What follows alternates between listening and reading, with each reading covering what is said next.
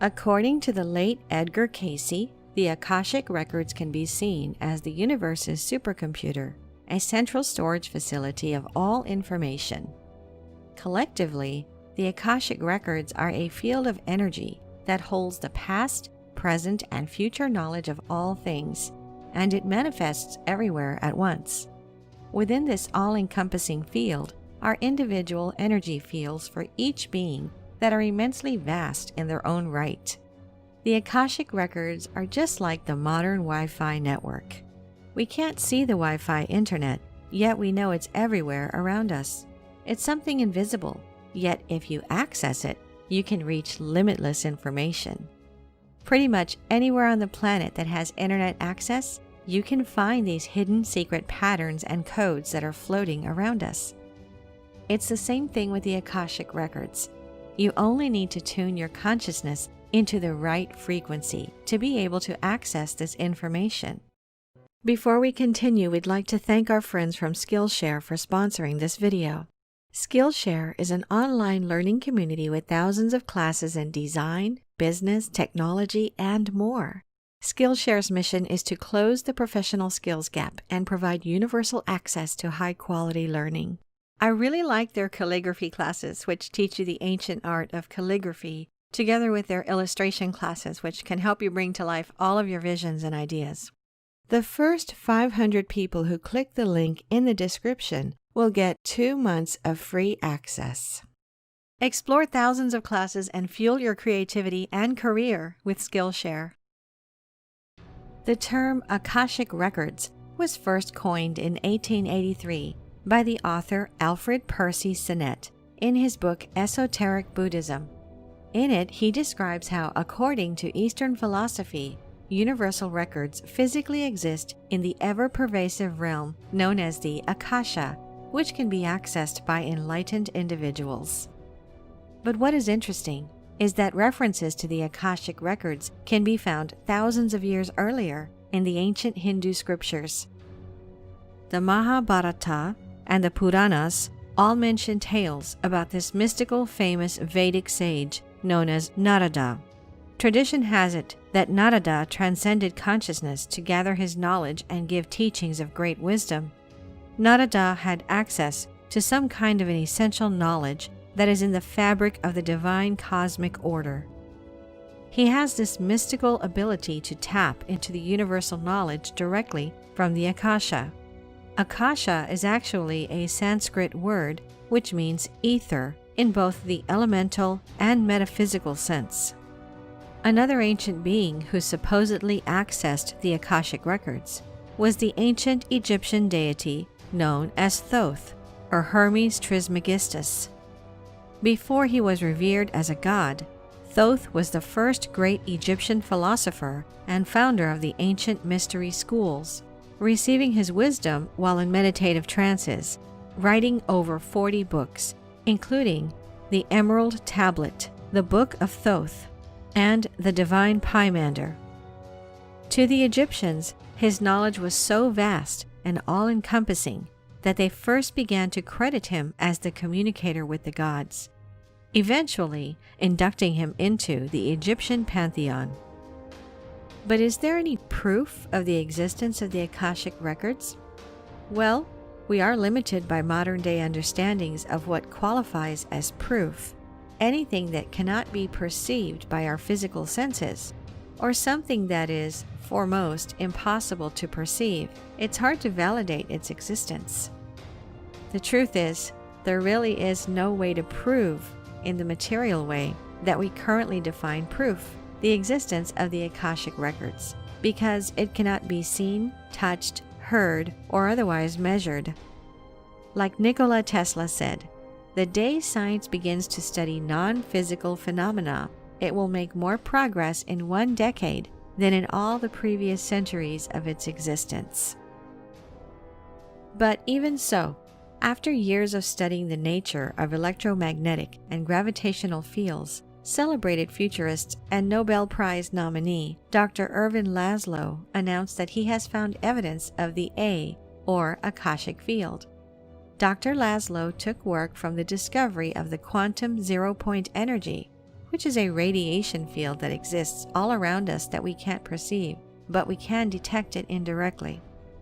The existence of the quantum zero-point energy is very solid theoretically, and it was first discovered by Albert Einstein.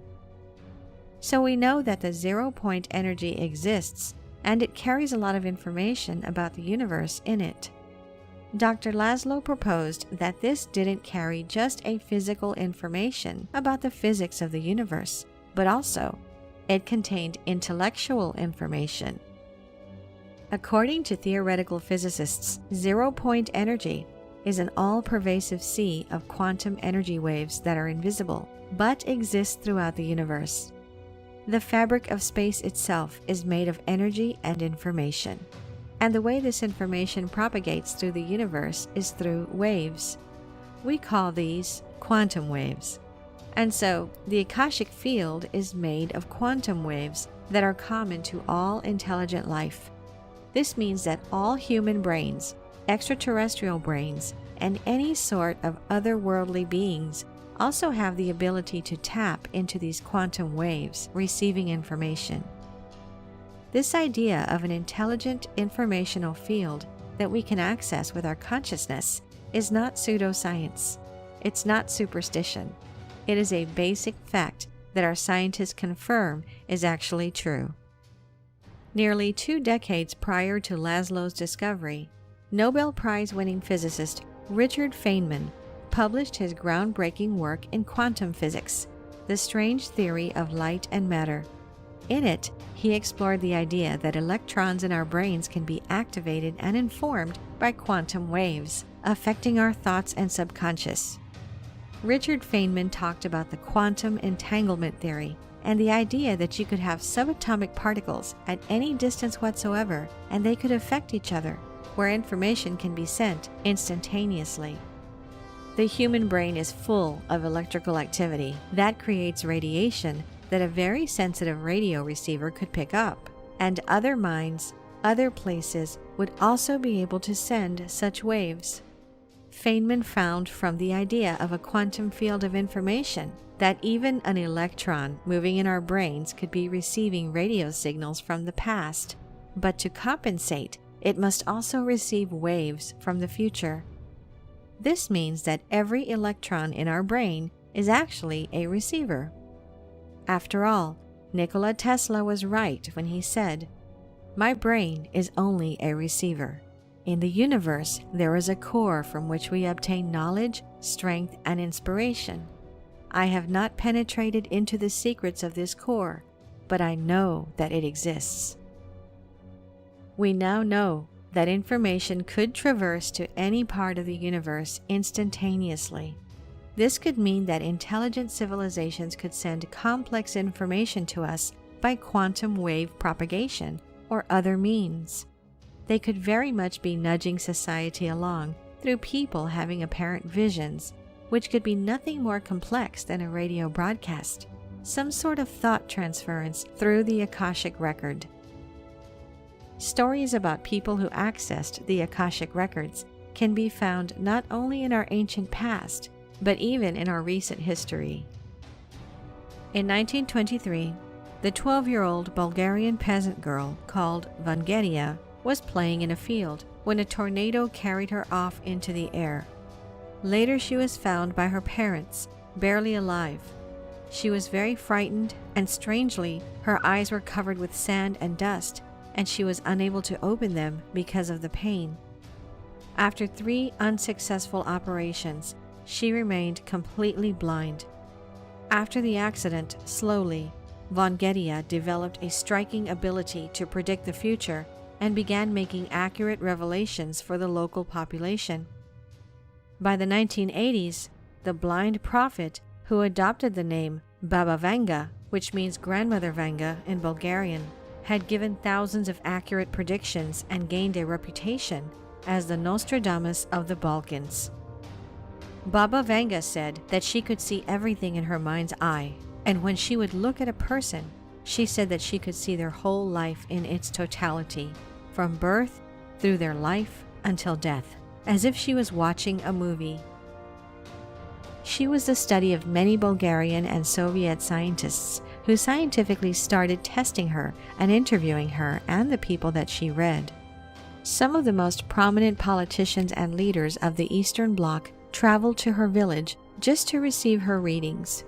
Her predictions were extremely accurate, which tells us that the ability to retrieve information beyond this earth plane has nothing to do with our five senses.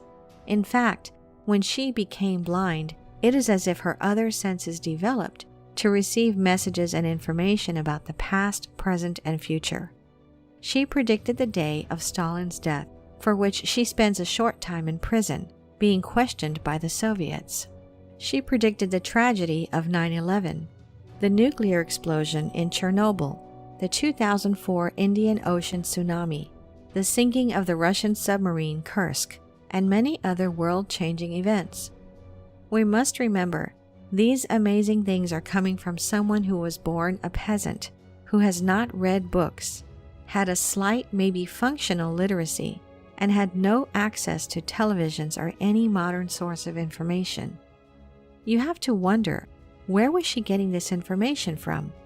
Is it possible she was able to access some kind of knowledge that's out there that normal people cannot access? Throughout the centuries, there have been oracles and prophets that have claimed contact with otherworldly realms as a source of their inspiration. One of the people who clearly could access the Akashic records was Michel de Nostradam, better known as Nostradamus. He predicted many things, including the Great Fire of London in 1666, the French Revolution, and even the rise of power of Adolf Hitler. He claimed that he succeeded by using methods found in ancient Greek oracles, Christian mysticism, and even in the Kabbalah. Nostradamus was one of the first people recorded to access the Akashic records. He tries, in his labored narratives, to explain a divine state, where everything is happening not in a linear sense, but all happening at once. Past, present, and future concepts bind into one thing. Most prophets say that they are tapping into another reality beyond this earthly existence. So, potentially, they could be tapping into a layer of reality that is shared by otherworldly beings, like extraterrestrials, for example. Perhaps the Akashic records are all around us. It's simply that our brains are not evolved yet to see them. Just like Nikola Tesla, Albert Einstein also claimed he received the ideas of his greatest inventions from some outside source. Einstein claims he came up with the theory of relativity in an instance of a second. He said the idea came into his mind out of nowhere. Another thing which leads me to believe that the Akashic records are influencing the collective consciousness of humanity is the fact that some of the greatest inventions are received simultaneously by different people around the globe, which weren't connected in any way. Two Columbia University sociologists, William Ogburn and Dorothy Thomas, published a paper in the Academy of Political Science journal entitled, "Are Inventions Inevitable?" In it, they cite 148 instances of simultaneous inventions where two or more individuals, each operating without knowledge of the other's work, came up with the same groundbreaking innovation or theory at the same time. How is it that people in different continents, different cultures, can come up with the same idea at almost exactly the same time? Einstein's discovery of relativity was preceded almost simultaneously by a theoretical physicist, a Frenchman named Poincaré. Perhaps as time passes and our collective consciousness evolves into a new level of perception, vital knowledge is being released into the collective field of information, and millions of people are able to receive it and express it. There are many other individuals who did extraordinary exploring of the Akashic records, including Su Jujin, a man from China, who discovered and describes anyone's life history only by knowing the person's first name. According to spiritual beliefs, the Akashic record is also known as the Book of Life for an individual, and it contains every thought, word, intent, emotion, and deed of that soul, from the time it leaves its point of origin until the end of time. This field also holds the deepest meanings and connections between each piece of information, plus the soul's purpose, callings, talents, and lessons. Information in each soul's record becomes available through a certain unique frequency, like a fingerprint encoded into the energies of the universe. The Akashic records are the energetic recordings of your soul's journey since your beginning. It is everything about you, all around you and within you. It is everything you are, have been, and the potentials you are yet to become. It is a special field of energy that permeates your entire being. It is not something separate from you, but an integral part of you. I believe the Akashic records are living, changing documents. As you change, heal, and grow, your personal Akashic records are updated to reflect those changes. As you can imagine, your Akashic records hold an infinite amount of information. There is no end to the information you can explore about yourself and your relationships with others when working in the Akashic records. The information is always presented to you in a loving and compassionate way from your divine spiritual family. There are specific beings, energetic aspects, that specialize in the energy field of the Akashic records and are called the record keepers. Record keepers are also a part of your divine spiritual family. These divine beings have always been at your side, eagerly waiting to assist you. Out of respect for your free will, they do wait until you initiate contact and ask for help. The information that is obtained from your Akashic records is a direct result of your questions. Your questions guide the record keepers and ascended masters to the right energetic space to retrieve the answers that you are ready to know. Sometimes we think we are ready to know something, but in reality, we are not. In those times, the answers seem to elude us, only to become crystal clear in the oddest and most unlikely moments. Imagine an infinite apple orchard, full of apple trees, which are chock full of apples. Each apple holds the key to different experiences your soul has had, and each tree represents themes that you have experienced throughout your soul's journey. When you want to know a certain piece of information, you have to come up with a way to direct the record keepers to the right tree and then to the right apple. By choosing the right apple, you will get the information you are seeking, which will facilitate your healing and growth. The record keepers are the energetic aspects that tend to these immense apple orchards, and when you ask a question, it helps to guide them to the correct tree. The more specific your question, the closer you get to the specific apple that holds the piece of information you are seeking. The potential for healing occurs when you are able to really get down to the core of an issue, the seed of knowledge and wisdom that is hidden within the specific apple. Often the awareness of the core cause of an issue is enough to create the energetic shift that results in a healing, a shift in energetic frequency to the next higher level of divine love and light, which may manifest in the spiritual, physical, mental, or emotional realms. There is an unlimited potential for healing when working with the energy of the Akashic records. The extent of the healing itself is directly related to your level of commitment and intent to heal yourself. Once you set your intent within yourself that you are ready to do your inner work, the record keepers readily come forward to assist you as best they can. Like all other divine aspects of energy, the record keepers radiate upon you the energy of divine love and provide guidance when you ask or when you make it known in some way that you want help. Your divine spiritual family would never interfere with your free will. Therefore, you must initiate the connection and ask for what you want or need. They are eagerly awaiting your initiation and are ready to respond. Having a strong, clear connection with your inner wisdom is more than a gift. It is a divinely given right. You do not have to earn this special talent. It is not something that is only for the chosen few. It is for everyone who takes the time to make it known that they want it. As a co-creator of your reality, it is up to you to initiate change in your life. First, you must ask for help. Then you must be willing to put to use the information you receive. It is always your choice, but if you don't put into practice what you are learning, then nothing in your life is going to change. You know the old saying, the definition of insanity is to keep doing what you have always done and expect to get different results. Our divine family of light sends us messages and guidance all of the time. It is up to us to either acknowledge those messages or ignore them.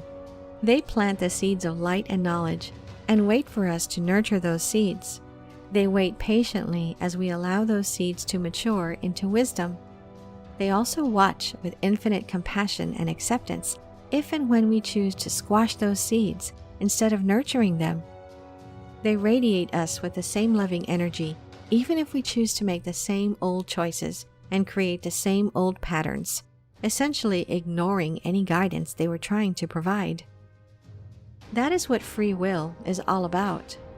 The main purpose for working in your Akashic records is not to receive mandates about what to do with your life or how to live your life, but to provide you with the information, knowledge, and wisdom you need to broaden your perspective, allowing you to make healthier choices.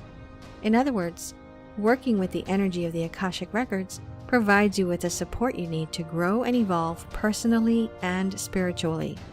When you have clear intent that you are ready to heal all aspects of your life, then your true work begins. Spirit responds to your requests to heal and provides you with the opportunities for growth. Each time something comes up for you in your life that pushes your buttons, it is Spirit's way of providing you with an opportunity for growth. It has always been this way. The difference is that now you will have the ability to go into your records, dig around, explore, and uncover the core of the issue at hand. Once you have uncovered the core issue, you are able to begin the healing process. The record keepers are waiting with anticipation for you to begin this personal and spiritual journey. Through your connection with your Akashic records and your divine spiritual family, you will experience deeper and deeper levels of self-empowerment and self-direction as you discover the euphoria of going within to connect directly with your divine source. With each visit to your Akashic records, you have the potential to heal another piece of yourself. With each healing of your energy, you will feel more and more complete and whole. Past, present, and future, all connected to make us who we are and give us what we have. The consequences of our actions will determine the responses of our futures. We have to accept the actions we have done and the consequences to those actions in order for us to move forward or change the path we are on. Thank you for watching, and don't forget to click the link in the description below to claim your 2-month free membership at Skillshare. We're sure you'll find some amazing courses there and learn many new skills. If you enjoyed the video, please hit the like button. And if you're new, press subscribe and the bell next to it for future notifications.